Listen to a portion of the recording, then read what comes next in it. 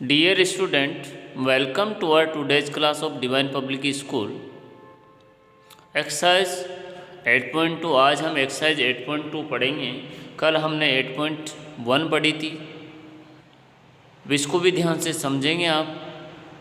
Convert rupees into पैसे, जो rupees है इसको हमें पैसे में कन्वर्ट करना है। तो सबसे पहली चीज़ तो आपको ये याद रखना पड़ेगा कि एक रुपीज़ में कितने पैसे होते हैं। तो आपको सबको पता है कि ₹1 में 100 पैसे होते हैं। तो सीधी सी बात है, एक रुपये में 100 पैसे होते हैं। तो 1 रुपीज़ को यदि हम 100 से मल्टीप्लाई कर देते हैं तो 100 पैसे आ जाते हैं। मतलब रुपीज़ को पैसे में कन्वर्ट करने के लिए हमेशा आपको मल्टीप्लाई बाय 100 करना पड़ेगा। क्यों करना पड़ेगा? उसका कारण है कि ₹1 में 100 पैसे होते हैं। इसलिए जब भी रुपीज़ को पैसों में कन्वर्ट करना हो, हमेशा 100 से हम मल्टीप्लाई करेंगे। देखो ध्यान से, ₹6 हैं, तो इसको सबसे पहले तो आपको ये लिखना पड़ेगा ₹1 = 100 पैसे, ये लिखना पड़ेगा। लिखने के बाद में यहाँ 6 को 100 से मल्टीप्लाई कर देंगे और यहाँ आ जाएंगे 600, और 600 क्या हो जाएंगे? पैसे हो जाएंगे। यहाँ तक आपको क्लियरली समझ में आ गया होगा। यहाँ भी वही करेंगे हम, ₹1 = 100 पैसे लिख लिया हमने 100 पैसे। अब आपको करना कुछ भी नहीं है, यहाँ 10 को 100 से मल्टीप्लाई कर लेंगे। तो क्या करेंगे हम? यहाँ 1000 पैसे हो जाएंगे। बहुत सीधा है, बहुत इजी है। यदि समझोगे तो हर चीज़ बहुत इजी पड़ेगी। ध्यान से समझने के बाद कोई चीज़ कठिन नहीं होती है। मेरा जहाँ तक मानना है कोई चीज़ कठिन नहीं है। तो ध्यान से देखो, अगला क्वेश्चन है, यहाँ भी वो लिखेंगे ₹1 = 100 पैसे लिख लिया हमने। और अब 8.90 को 100 से मल्टीप्लाई करेंगे। तो मेरी बात को ध्यान से सुनना है। जैसे ये पॉइंट हटाएंगे नीचे 100 आ जाएंगे, क्योंकि पॉइंट के बाद 2 डिजिट इसलिए 2 जीरो लगाएंगे। ये पॉइंट हट चुका है, यह 100 2 जीरो से 2 जीरो कट हो जाएगी। तो यहाँ लिख देंगे 890 पैसे। यहाँ तक भी क्लियरली समझ में आ गया होगा। यहाँ भी वही लिखेंगे, ₹1 = 100 पैसे लिख दिया हमने 100 पैसे। अब करना कुछ भी नहीं, बहुत सीधा है। 7.05 को हम 100 से मल्टीप्लाई करेंगे।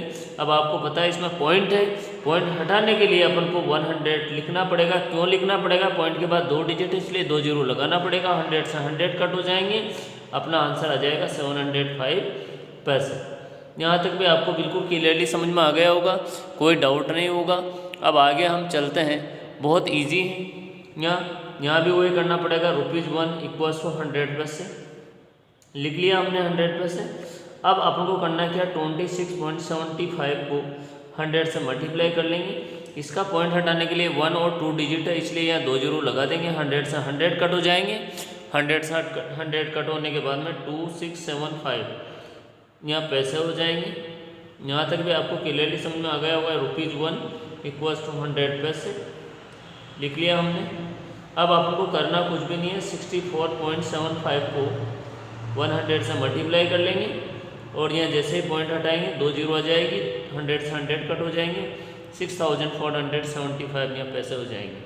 यहाँ तक आपको बिल्कुल क्लियरली समझ में आ गया होगा, कोई डाउट नहीं होगा।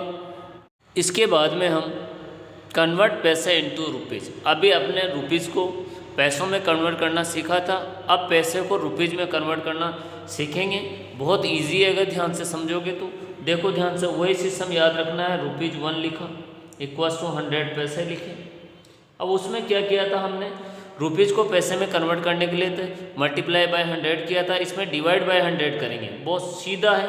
तो डिवाइड में क्या, मल्टीप्लाई तो सीधा होता है, डिवाइड करना और अपॉन में लिख के सोल्व करना एक ही बात है। इसलिए यहाँ कितनी जीरो है? 2 जीरो है, तो यहाँ रुपीज़ लिखेंगे और ये संख्या पूरी ऐसी कैसी उतार देंगे। अब 2 डिजिट गिनो, 1 और 2, और यहाँ पॉइंट लगा दो, यानी ₹8.04 हो जाएंगे अपना आंसर। यहाँ भी वही करेंगे, ₹1 = 100 पैसे। यहाँ तक कर लिया हमने।